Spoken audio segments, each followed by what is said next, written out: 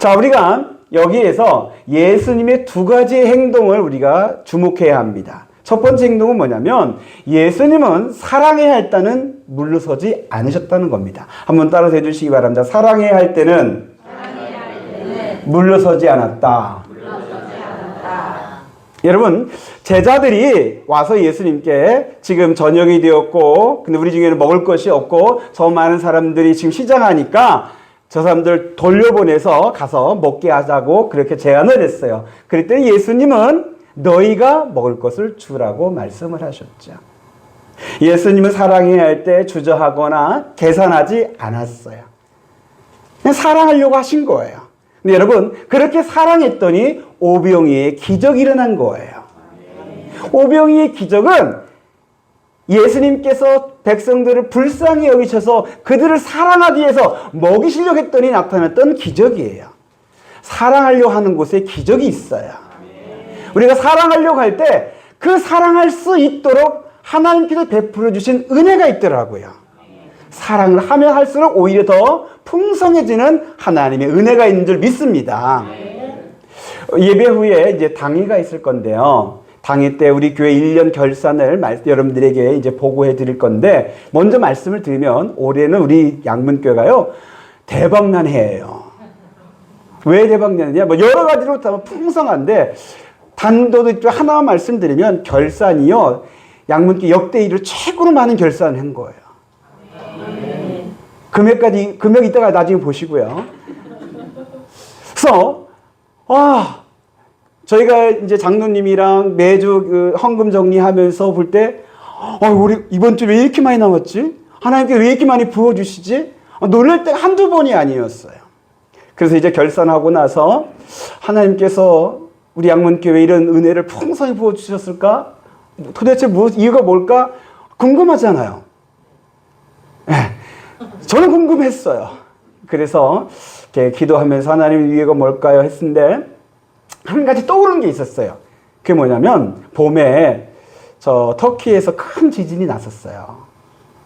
우리가 뉴스를 듣고 많이 아파했고 같이 기도했고, 그리고 우리 교회가 그 뉴스가 난 그 주간에 헌금을 터키에 구제비로 보내기로 했어요. 근데 그날따라 헌금이 100만 원이 넘게 나왔어요. 제가 조금 망설여지더라고요. 근데 그것을 이제 다 그대로 구제비로 보냈어요. 그리고 나서 한 주도 빠짐없이 이전 이렇게 된 적이 없었는데 우리 양문교회 매주마다 헌금이 100만 원이 넘게 나오더라고요. 그래서 여러분들 놀라보세요. 저는 놀래요. 하나님께서 이렇게 부어주시는구나.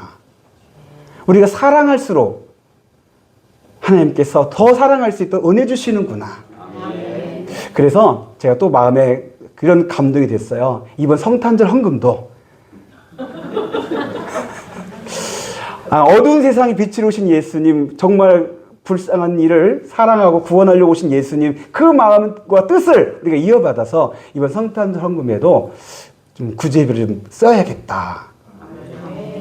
동의하시면 아멘. 네, 우리가 여러분 예수님께서 사랑하는 것에는 물러서지 않으셨습니다. 계산하거나 주저하지 않으셨습니다. 더 사랑하려고 노력하셨습니다.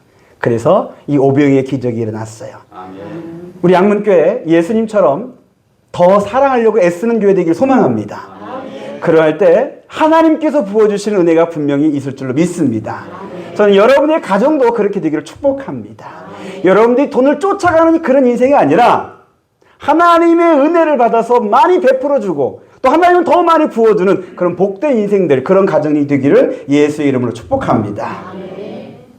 그리고 우리가 또 주목해야 할 예수님의 행동 두 번째는 뭐냐면 예수님께서 지금 물러나셨어요. 이때는 사람들이 예수님을 자기들의 임금 삼으려 하는 그때에는 예수님이 사람들을 물리치고 제자들을 보내고 홀로 산으로 가셨어요. 칭찬이 있고 자기를 높여주는 자리, 그런 자리를 사실은 우리는 좋아하는데 예수님은 그 자리를 물러나셨어요. 저와 여러분들 이것을 본받을 수 있게 되기를 바라요. 뭐 칭찬은 고래도 춤추게 한다라고 해서 사람들 힘나게 하고 막 더 열심히 일할 수 있게 그렇게 하기도 하겠지만, 그래 여러분, 칭찬받는 거, 내가 높임받는 거 너무 좋아하다 보면은 내 영이 병들 수가 있어요.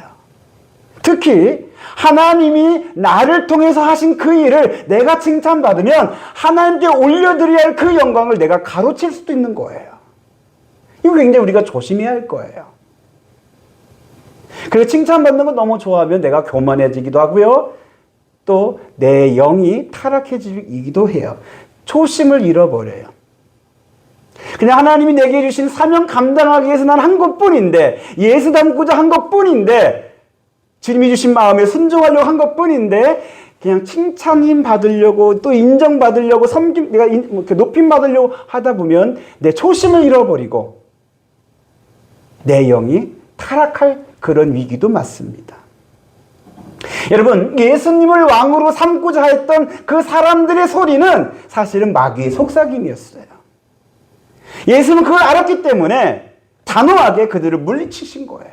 그리고 그 자리를 떠나서 산으로 가셔서 기도하러 가셨어요. 예수님은 마귀의 속삭임에, 마귀의 유혹에 결코 넘어가지 않는 분이셔요. 근데 문제는 우리예요. 우리가 이것에 좀 약해요. 칭찬받는 거 좋아하고 인정받고 섬김받는 거, 또 나를 높여주는 거 좋아해요. 저도 사실 그런 쪽이 있어요. 우리 양문교회가 막 부흥됐다는 이 모습을 사람들에게 알리고 싶은 마음 막 생기더라고요. 우리 화성지방에 우리 양문교회가 정말 힘들고 어려운 그때를 이겨내고 이만큼 부흥 성장했다는 것을 좀 드러내고 싶은 그 마음이 있더라고요. 아, 이건 아니구나 라는 것을 이제 깨달았어요. 모든 영광은 하나님께 올려드리실 수 있기를 바랍니다. 제자들을 재촉하여 떠내보낸 것은 사실은 예수님께서 제자들을 미워하신 게 아니라 제자들을 지키려고 하시는 은혜였어요. 사랑하는 성도 여러분, 누가 알아주거나 칭찬해주는 이런 것 떠나서 오직 주님만 바라보고 주의 말씀에 순종하면서 내게 주신 그 사명을 묵묵히 감당해 나가는 양문교회와 저와 여러분 다 되시기를 우리 주 예수 그리스도의 이름으로 축복합니다. 이제 48절의 말씀을 보겠습니다. 48절이요. 시작. 다시 48절이요. 시작.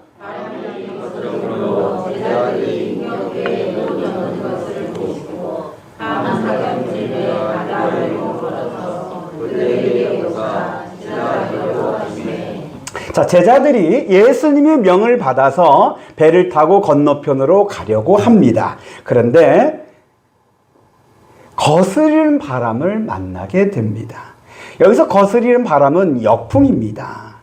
여러분, 우리 인생에도 순풍이 있고 역풍이 있습니다. 근데 여러분, 예수 잘 믿는 사람은 순풍을 만나고 예수 잘 안 믿는 사람은 역풍 만난다? 이런 건 아닙니다. 사실 예수 잘 믿는 사람도 역풍을 만나기도 합니다. 전도서에 보면은 하나님께서 형통한 날과 곤고한 날을 병행하게 하사 아무도 장래일을 알지 못하게 하셨다라는 말씀이 있어요. 순풍과 역풍을 하나님께서 병행하게 하신 거예요. 예수 잘 믿고 주의 뜻에 순종하는 그 삶에도 역풍을 만나기도 합니다. 힘겹게 노를 저어야 겨우 조금 나아갈 수 있는 그런 때도 있습니다. 자, 그런데 이 힘겹게 노젓는 것을 예수님이 보시고라고 나와 있습니다.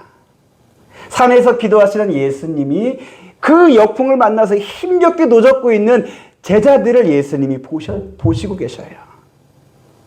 여러분, 이 말씀에 은혜 받게 되기를 바랍니다. 묵묵히 주의 말씀에 역풍을 만났지만 힘들게 노져가면서 한 발 한 발 그 믿음의 자리를 지켜나가고 사명을 감당해 나가고 있는 그 모습을 주님이 보십니다. 아멘. 여러분, 우리 가운데 하나님이 함께하고 계심을 믿으시기 바랍니다. 아멘. 하나님 우리 가운데 거하시고 함께하시고 우리를 보고 계심을 저와 여러분들이 믿어야 우리가 낙심하지 않을 수도 있고요. 또 때로는 인내할 수도 있고요. 또 모든 영광을 주님께 올려드릴 수도 있게 됩니다. 자, 그런데 이제 제자들을 보시고 예수님께서 제자들을 가시는데 몇 시쯤에 가시냐면은, 여기 보면은 세 번째 줄에 보면은 밤 사경쯤에 라고 말씀이 나옵니다. 여러분, 밤 사경은 우리나라 시간으로 하면은 몇 시냐면은 새벽 3시부터 6시까지예요. 초저녁이 아니에요. 한밤중도 아니죠. 오히려 다음날 새벽이죠. 예수님께 제자들을 보낼 때는요, 좀 저녁 때였어요. 정확한 시간은 나와 있지 않지만 저녁 때였어요. 밤새 예수님은 기도하셨고 제자들이 힘겹게 노젓고 있는 거예요. 근데 예수님이 제자들에게 가는 때가 밤 사경쯤에 가셨대요. 가장 어두울 때. 또 제자들은 가장 힘들어하고 있을 그때 예수님이 가신 거예요. 그래서 오늘 본문 말씀으로 이제 어느 목사님들이 어떤 설교했는가 제가 이제 목사님들 설교를 딱 서치해 보니까 이런 제목의 설교도 있더라고요. 밤 사경에 오시는 예수님. 그래서 나도 이번 주에 밤 사경 오신 예수님을 할까 하다가 맞아, 제 마음에 주신 감동이 예수님과 함께하면 문제가 간증된다는 이게 감동이 되어서 이쪽으로 바꿨는데요. 근데 예수님께서 우리가 문제를 만나기 전에 바로 우리를 건너편으로 가게 하시기도 하시고 또 문제를 만난 그 순간에 함께 하셔서 우리를 같이 이겨내기도 하시기도 하지만 우리 인생에서 밤 사경에 오시기도 하셔요. 우리가 많이 힘들고 지치고 여기까지인가 보다라고 느껴지는 그 순간에 주님은 오셔서 우리에게 손을 잡아주시고 우리를 일으켜 세워주시고 함께 그 건너편으로 가게 하신 줄로 믿습니다. 그래서 여러분 여기에서 우리는 성경에서 계속 말씀하시는 게 있어요. 뭐냐면 우리에게 인내가 필요하다고 하십니다. 저와 여러분들 신앙생활에서 인내라는 단어를 잘 새기실 수 있게 되기를 바랍니다. 로마서에서 환난은 인내를, 인내는 연단을, 연단은 소망을 이룬다 했습니다. 어려움 만났을 때 인내하는 자가 연단을 받게 되고 그 연단을 통해서 정금같이 되게 하십니다. 아멘. 주님께서 밤 사경에 우리 인생에 오시는데 그때까지 인내할 줄 아는 그런 믿음의 사람들이 되시기 바라고요. 그 인내를 통해서 우리가 단련되어서 정금같이 되는 훌륭한 믿음의 사람들이 되기를 예수의 이름으로 축복합니다. 이제 51절의 말씀을 보겠습니다. 51절이요. 시작. 해에 올라 그들에게 가시니 바람이 그치는지라 제자들이 마음에 쉼이 놀라니. 자, 밤 사경에 예수님이 제자들에게 가시는데 그 바람, 물결이 있는 그 바다를 예수님이 걸어서 가셨습니다. 그리고 이제 제자들이 타고 있던 배에 예수님이 오르시자 바람이 그치게 됩니다.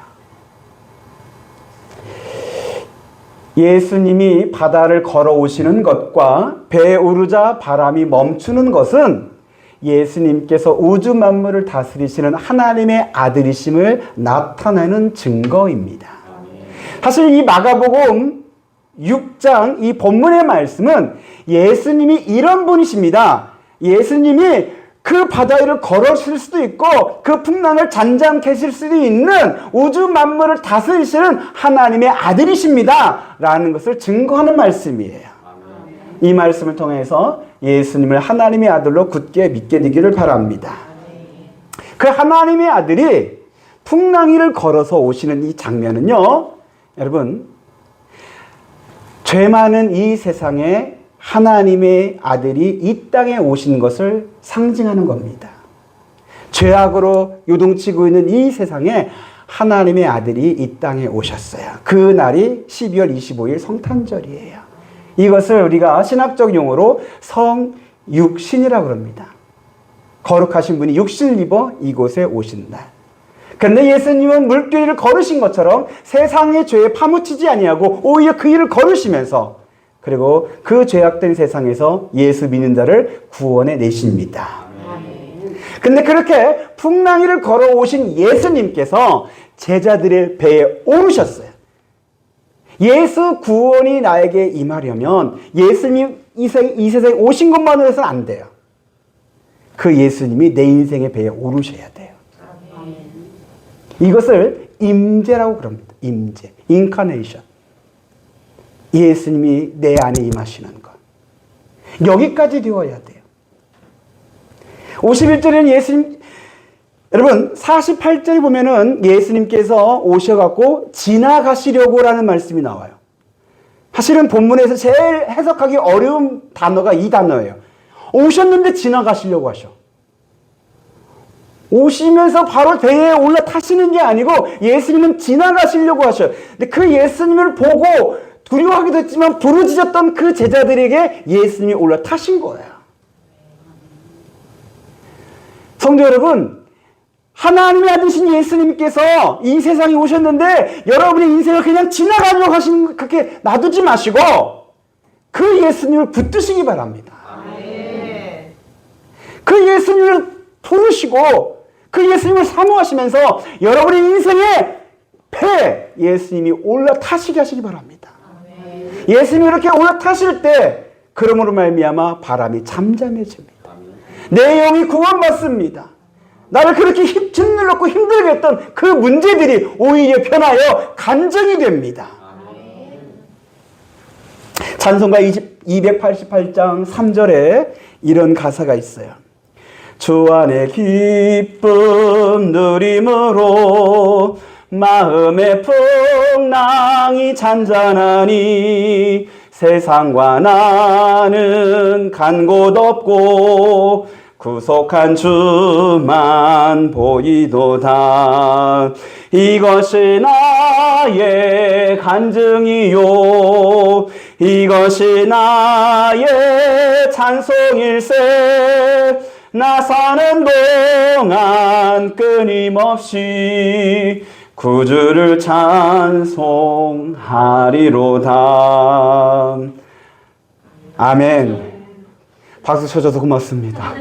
너무 작게 쳐서 들리량 말리겠습니다. 감사합니다. 여러분, 중요한 것은 내 안에 주님이 계셔야 하는 겁니다. 내 인생에 비해 주님이 계셔야 하는 겁니다. 그럴 때 문제는 변하여 간증이 됩니다. 이 본문의 사건을 같이 기록하고 있는 마태복음에는 이 마가복음에 기록되어 있는 것에 빠져 있는 한 사건이 하나 더 있습니다. 그게 뭐냐면 예수님이 풍랑이를 걸어오실 때 베드로가 예수님 바라보고서 배에서 뛰어내려서 베드로도 풍랑이를 걸었던 사건이 있었습니다. 근데 마가복음에는 그 장면이 안 나와요. 그러다 보니까 이 본문 갖고 설교하기 조금 어려울 수도 있다는 생각도 들어요. 그런데 왜 마가는 베드로가 그 무리를 걷는 이 장면을 기록하지 않았을까? 이것도 참 은혜로운 거잖아요. 여러분, 예수님만 바라보고 나가면 여러분도 물결을, 그 풍랑이를 걸을 수 있습니다. 이렇게 설교할 수 있으면 얼마나 좋아요. 근데 마가복음엔 그게 없단 말이에요. 왜 그럴까? 그랬을 때 제가 스스로 내린 결론은 이겁니다. 마가복음의 저자 마가는 온전히 순수하게 오직 예수만을 전하려고 했어요. 베드로가 예수님을 바라보고서 배에서 뛰어내려서 물길을 걸었다 하는 그 장면을 기록하면 사람들이 자칫 잘못하면 누굴 봐요? 베드로를 봐요. 베드로를 보는 것도 은혜일 수도 있겠지만은 진짜 은혜의 근원은 예수님이거든요. 근데 사람들이 자꾸 또 오해하고 베드로를 통해서 예수님 보려고 하고 마리아 통해서 예수님 보려고 하는 그런 잘못을 범하기도 하거든요. 그래서 온전히 예수님만 볼 수 있도록 온전히 예수님만 세우려고 이렇게 그 장면을 빼고 예수님만 걸으신 것으로 기록하고 있는 거예요. 저와 여러분들의 신앙에서 온전히 오직 예수님이 분명하게 세워질 수 있게 되기를 바랍니다. 이제 12월 이제 둘째 주인데요. 올 한 해 저의 설교를 제가 돌아봤습니다. 저의 설교 부족한 것도 많이 있었지만은 그러나 하나님의 은혜로 예수님을 증거하는 그런 설교를 하게 되었습니다. 왜 하나님께서 자꾸 예수님 이야기를 많이 하게 하셨을까? 그랬을 때 우리 교회의 핵심 가치인 오직 예수라는 이 핵심 가치를 세우려고 이것이 시작이라고 이것이 열쇠라고 우리에게 이 열쇠를 주시려고 이 예수님을 많이 증거하게 하신 줄로 믿습니다.